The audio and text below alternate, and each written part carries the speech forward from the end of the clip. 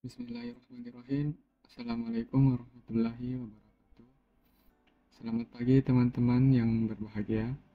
Kami dari kelompok 7 dalam mata kuliah perkembangan peserta didik yang diampu oleh Ibu Dwi Reski Anandari. Perkenalkan, nama saya Riyandi sebagai ketua kelompok pada kelompok 7 ini, dan rekan saya Irwansyah, Iren Boli, Alisa Zahra Syadia, dan Izzatur Rahman. Kali ini kami akan menjelaskan materi persiapan pemilihan karir peserta didik. Maka dari itu langsung saja saya serahkan ke pemateri pertama. Atas nama Irwansyah, saya persilahkan. Assalamualaikum warahmatullahi wabarakatuh. Perkenalkan, saya Irwansyah. Di sini saya akan mempresentasikan materi tentang definisi pemilihan karir menurut para ahli. Yang pertama adalah menurut Profesor Dr. Siti Sundari Ali, MPSI, merupakan seorang guru besar psikologi industri dan organisasi Fakultas Psikologi Universitas Indonesia. Bahwasanya menurutnya pemilihan karir adalah proses yang kompleks, melibatkan berbagai faktor seperti minat, bakat, nilai-nilai pribadi, dan kondisi lingkungan. Dia menekankan pentingnya self-assessment dan eksplorasi karir yang mendalam sebelum mengambil keputusan karir. Yang kedua adalah menurut Dr. Almira Sari Rofika, MPSI, merupakan seorang psikolog karir di Indonesia, menggarisbawahi pentingnya pemahaman diri dalam proses pemilihan karir. Menurutnya, individu perlu mengenali minat, keahlian, dan nilai-nilai pribadi mereka sebelum memilih jalur karir yang tepat. Dia juga menyoroti pentingnya pembimbingan karir untuk membantu individu menavigasi atau memandu proses tersebut. Dan yang ketiga adalah menurut Profesor Dr. Jamika MSc, psikolog, seorang pakar psikologi pendidikan yang ada di Indonesia dan juga terkemuka. Menurutnya, pemilihan karir yang efektif memerlukan kombinasi antara self-assessment yang mendalam dan pemahaman yang baik tentang tren pasar kerja. Beliau menekankan pentingnya dukungan dan bimbingan dari para ahli dalam membantu individu tersebut mengambil keputusan karir yang tepat sesuai dengan keahliannya. Berdasarkan definisi dari beberapa pemilihan karir yang tadi kita telah baca, dapat disimpulkan bahwasanya pemilihan karir merupakan sebuah proses yang kompleks dan memerlukan pemahaman diri sendiri yang mendalam, self-assessment yang cermat, dan pemahaman yang baik tentang minat, keahlian, dan nilai-nilai pribadi merupakan langkah penting sebelum mengambil keputusan karir. Dukungan dari para ahli dan bimbingan karir juga dianggap krusial atau sangat penting dalam membantu individu memandu proses pemilihan karir dengan efektif. Beberapa contoh pihak yang bisa jadi sandaran atau rujukan dalam pemilihan karir, diantaranya yang pertama adalah orang tua, yang kedua adalah guru atau dosen, dan yang terakhir atau yang biasanya orang kunjungi adalah psikologi.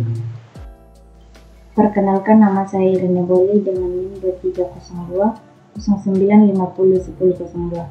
Jadi di sini saya akan melanjutkan materi kedua, yaitu peran guru dalam membantu peserta didik mempersiapkan karir masa depan. Ada beberapa peran guru dalam membantu peserta didik untuk mencapai karir mereka. Poin yang pertama, meningkatkan pemahaman siswa. Metode discovery learning merupakan salah satu pendekatan pembelajaran yang memungkinkan siswa untuk mengembangkan pemahaman yang lebih mendalam tentang konsep-konsep dan prinsip dasar melalui eksplorasi dan eksperimen aktif. Dalam metode ini, siswa akan terlibat dalam proses pembelajaran dan dipandang sebagai pembelajar yang aktif, sementara guru sebagai fasilitator. Penerapan metode discovery learning dalam pembelajaran dapat meningkatkan pemahaman siswa, memotivasi siswa untuk belajar, dan membantu siswa dalam mengembangkan keterampilan berpikir kritis dan kreatif. Dalam menggunakan metode discovery learning, guru harus berperan sebagai fasilitator dan pengarah, bukan hanya sebagai pemberi informasi. Guru memberikan panduan dan alat yang diperlukan siswa dalam mengeksplorasi dan menemukan konsep-konsep baru, sambil memberikan umpan balik dan dukungan yang diperlukan untuk membantu siswa dalam mencapai tujuan pembelajaran.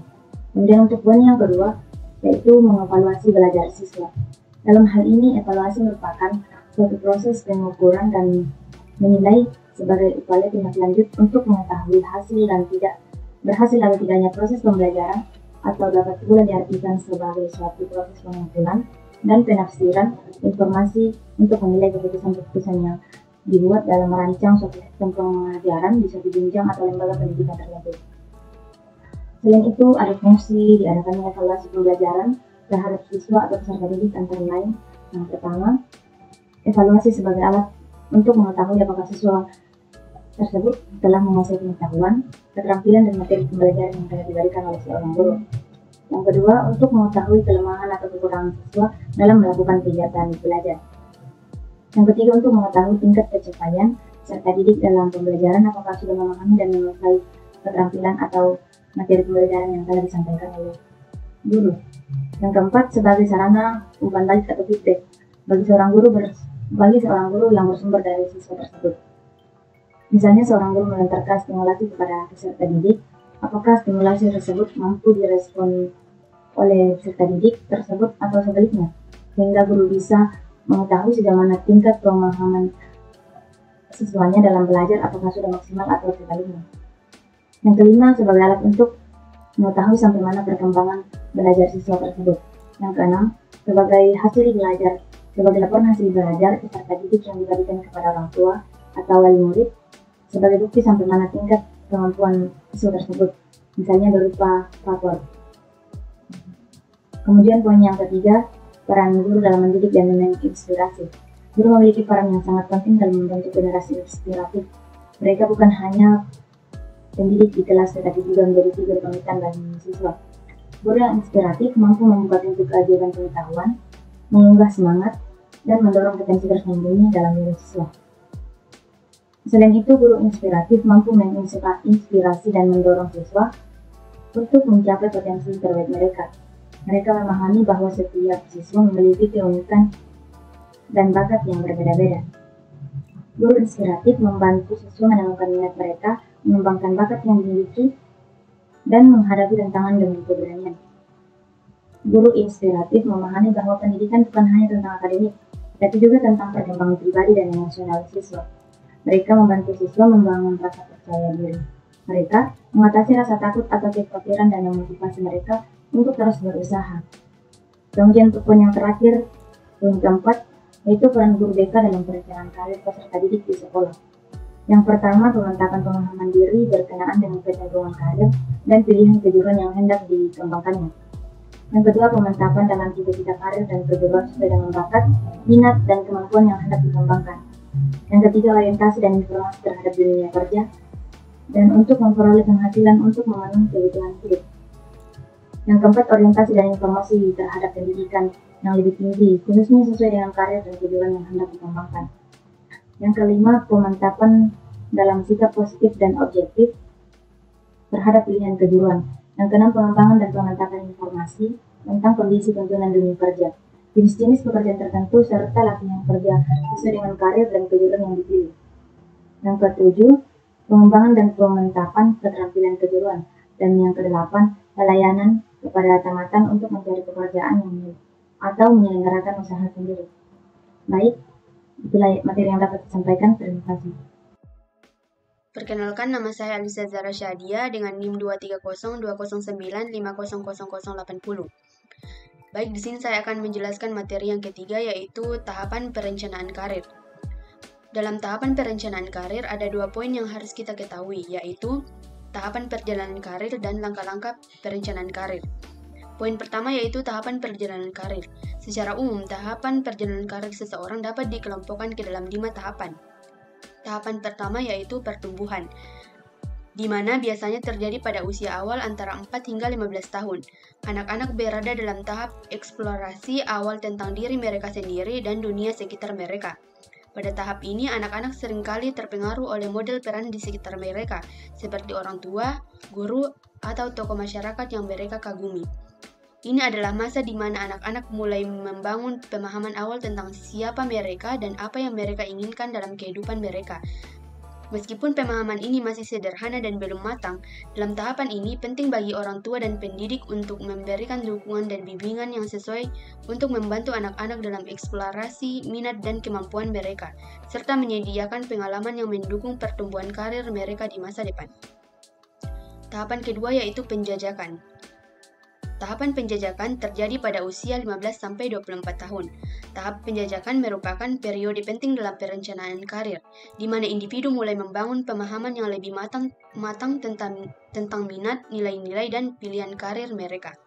Dukungan dan bimbingan dari orang tua, pendidik, dan profesional karir dapat membantu memandu individu melalui tahap ini dan mengambil keputusan yang lebih terinformasi tentang masa depan mereka. Tahapan ketiga yaitu tahapan pemantapan. Tahapan pemantapan terjadi pada usia 25-44 tahun. Tahap pemantapan dalam perencanaan karir adalah tahap di mana individu mulai mengambil langkah konkret untuk merumuskan dan mewujudkan rencana karir yang lebih matang, di mana individu mulai mengubah visi karir mereka menjadi realitas dengan mengambil langkah-langkah konkret dan terencana. Tahapan keempat yaitu tahapan pemeliharaan, di mana tahapan pemeliharaan ini terjadi pada usia 45 hingga 65 tahun. Seseorang sudah berada dalam tahapan pemeliharaan yang artinya ia tidak lagi akan berusaha untuk mencari pekerjaan yang baru, melainkan akan mempertahankan pekerjaannya yang sekarang. Tahapan pemeliharaan dalam perencanaan karir merujuk pada fase di mana individu telah mencapai sebagian atau seluruh tujuan karir mereka, dan bertujuan untuk mempertahankan dan meningkatkan pencapaian tersebut. Ini merupakan tahap yang terjadi setelah individu berhasil meraih posisi atau prestasi tertentu dalam karir mereka. Tahap pemeliharaan dalam perencanaan karir adalah tentang menjaga dan meningkatkan kesuksesan yang telah dicapai sebelumnya, sambil tetap terbuka terhadap perubahan dan peluang baru. Ini melibatkan komitmen untuk pertumbuhan dan pengembangan yang berkelanjutan dalam karir seseorang. Tahapan terakhir yaitu tahapan kemunduran, di mana tahapan kemunduran ini terjadi pada usia di atas 65 tahun. Seseorang berada dalam tahap kemunduran dan yang umumnya tidak lagi bekerja. Tahap ini membantu individu mengatasi kemunduran karir dan berkembang dari pengalaman tersebut. Sementara menghadapi kemunduran tidak pernah mudah, mengambil langkah-langkah proaktif untuk mengelolanya dapat membantu individu membangun kekuatan dan ketahanan yang akan berguna dalam perjalanan karir mereka. Baik, itulah tadi tahapan perjalanan karir. Selanjutnya yaitu langkah-langkah perencanaan karir. Jadi dalam langkah-langkah perencanaan karir ini terdapat 6 langkah.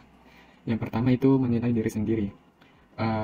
Hal yang utama yang harus dilakukan dalam memulai perencanaan karir adalah memahami diri sendiri dengan tujuan untuk mengetahui apa yang disukai dan apa yang tidak disukai. Selain itu, menilai diri sendiri juga bertujuan untuk mengetahui potensi yang ada dalam diri sendiri agar nantinya lebih mudah untuk mengasah potensi tersebut.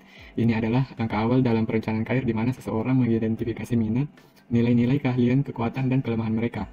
Ini dapat melibatkan melakukan evaluasi diri, mengambil tes minat dan kepribadian, atau hanya merenungkan apa yang mereka sukai dan apa yang mereka kuasai. Selanjutnya itu menetapkan tujuan karir. Setelah seseorang dapat menilai kelebihan dan kekurangannya, langkah selanjutnya adalah menetapkan tujuan karir yang akan dicapai. Sebelum menentukan tujuan karir, kita harus mengetahui hal-hal yang berkaitan dengan karir yang menjadi tujuan kita. Misalnya yang menjadi seorang konsultan, SDM makan, kita harus mempersiapkan ilmu pengetahuan yang berkaitan dengan SDM, mengeksplorasi berbagai pilihan karir yang sesuai dengan minat, keahlian, dan nilai-nilai individu. Ini melibatkan penelusuran tentang jenis pekerjaan yang ada, persyaratan pendidikan atau pelatihan yang diperlukan. Prospek karir dan tren industri. Setelah mengetahui pilihan karir yang tersedia, seseorang perlu menerapkan tujuan karir jangka pendek, menengah, dan jangka panjang. Tujuan ini haruslah spesifik, terukur, dapat dicapai, relevan, dan berbatasan waktu, atau SMART. Yang ketiga itu mempersiapkan rencana. Dalam melakukan perencanaan dibutuhkan persiapan yang matang untuk mendukung keberhasilan suatu rencana. Dengan tujuan untuk memaksimalkan keberhasilan suatu rencana, langkah berikutnya adalah merumuskan rencana untuk mencapainya. Rencana karir mencakup langkah-langkah konkret yang harus diambil untuk mencapai tujuan karir, termasuk pendidikan lanjutan, pengalaman kerja, pelatihan keterampilan, dan jaringan profesional. Yang selanjutnya itu melaksanakan rencana. Setelah mempersiapkan tahap-tahap untuk melakukan perencanaan, langkah selanjutnya adalah melakukan perencanaan tersebut. Karena persiapan tanpa implementasi tidak memiliki arti apa-apa. Ini mungkin melibatkan daftar dalam kursus, mengambil kesempatan magang, mencari pekerjaan baru, atau mengembangkan keterampilan tertentu. Selanjutnya yaitu evaluasi dan penyesuaian. Proses perencanaan karir haruslah dinamis dan terbuka terhadap perubahan. Setelah melaksanakan rencana, penting untuk secara teratur mengevaluasi kemajuan dan mencari peluang penyesuaian atau perbaikan. Ini mungkin melibatkan penyesuaian tujuan, merencanakan jalur karir baru, atau mengembangkan keterampilan tambahan. Dan yang terakhir itu pengembangan diri. Selama seluruh proses perencanaan karir, penting untuk terus mengembangkan diri. Ini melibatkan pengembangan keterampilan baru, peningkatan pengetahuan, dan memperluas jaringan profesional. Baik, sekian materi yang bisa saya sampaikan. Saya serahkan ke anggota selanjutnya. Terima kasih. Bismillahirrahmanirrahim. Assalamualaikum warahmatullahi wabarakatuh. Perkenalkan, nama saya Izzatur Rahman dengan NIM 230209500077. Di sini saya akan menjelaskan materi tentang penelitian relevan terkait pemilihan karir peserta didik dan perkembangan. 1. Pengaruh kematangan karir terhadap pemilihan karir peserta didik oleh Gali Setio Aji.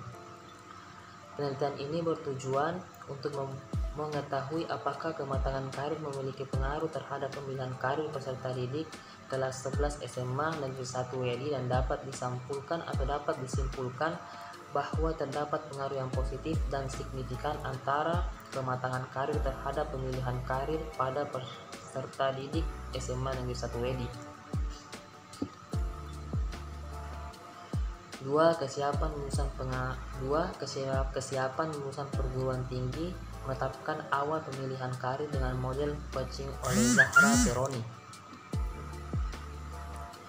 Penelitian ini bertujuan meneliti, menguji, serta mengembangkan model coaching untuk mempersiapkan para lulusan perguruan tinggi dalam menetapkan langkah awal pemilihan karir dengan secara umum dan dapat disimpulkan bahwa program model career coaching ini dapat meningkatkan kematangan karir lulusan perguruan tinggi. 3. Program bimbingan karir untuk mengembangkan kemampuan membuat pilihan karir peserta didik oleh Muhibbu Abifian Amin Budiman atau Amin Budiamin dan Mubiar Agustin. Penelitian dilatar belakangi sebuah fenomena yang dihadapi oleh peserta didik SMA dalam memutuskan pilihan karir. Oleh sebab itu, permasalahan utama yang menjadi fokus kajian penelitian adalah rumusan program bimbingan karir seperti apa yang efektif untuk mengembangkan kemampuan membuat pilihan karir peserta didik, dan dapat disimpulkan bahwa A. Secara umum, kemampuan membuat pilihan karir peserta didik berada pada tingkat capaian yang cukup baik. B. Rumusan program bimbingan karir yang layak untuk mengembangkan kemampuan membuat pilihan karir peserta didik berdasarkan hasil validasi atau berdasarkan hasil validasi pakar dan praktisi memuat struktur program sebagai berikut. A. Rasional. B. Deskripsi kebutuhan. C. Visi dan misi program. D. Komponen program. E. Bidang layanan. F. Peran guru pembimbing. G. Rencana operasional program. H. Pengembangan tema atau topik layanan. I. Tahapan pelaksanaan program. J. Pengembangan RPLBK. Dan K. Evaluasi laporan dan tindak lanjut. C. Program bimbingan karir secara empiris terbukti efektif dalam mengembangkan kemampuan membuat pilihan karir peserta didik. Sekian dari materi yang saya jelaskan. Assalamualaikum warahmatullahi wabarakatuh. Terima kasih. Baik, itulah tadi materi yang bisa kami sampaikan terkait persiapan pemilihan karir peserta didik. Lebih dan kurangnya mohon dimaafkan. Bila itu